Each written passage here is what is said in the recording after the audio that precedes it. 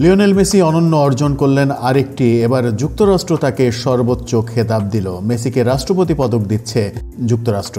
যুক্তরাষ্ট্রের সর্বোচ্চ বেসামরিক সম্মাননা এটি, প্রেসিডেন্সিয়াল মডেল অব ফ্রিডম বা রাষ্ট্রপতি পদক। আর্জেন্টিনা এবং ইন্টার মায়ামির সুপারস্টার মেসিকেই এই পদক দেওয়ার সিদ্ধান্ত নিয়েছে যুক্তরাষ্ট্র।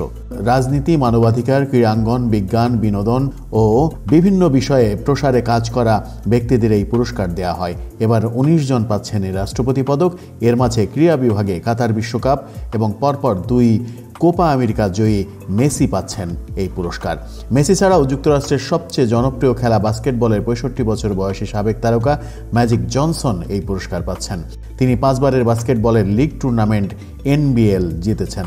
অবসরের পর থেকে জনসন প্রায় ৩০ বছর HIV প্রতিরোধে জনসচেতনতা সৃষ্টিতে কাজ করে যাচ্ছেন।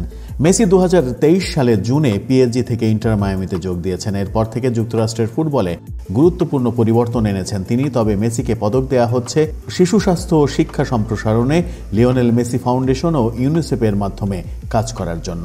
হোয়াইট হাউস জানিয়েছে, যারা পুরস্কার পাচ্ছেন তারা নিজ নিজ কাজের মাধ্যমে যুক্তরাষ্ট্রে শান্তি প্রতিষ্ঠা, নিরাপত্তা জোরদার করা, উন্নয়ন ও মূল্যবোধ প্রতিষ্ঠায় ব্যক্তিগত, জাতীয় ও বেসরকারি পর্যায়ে উল্লেখযোগ্য ভূমিকা রেখেছেন।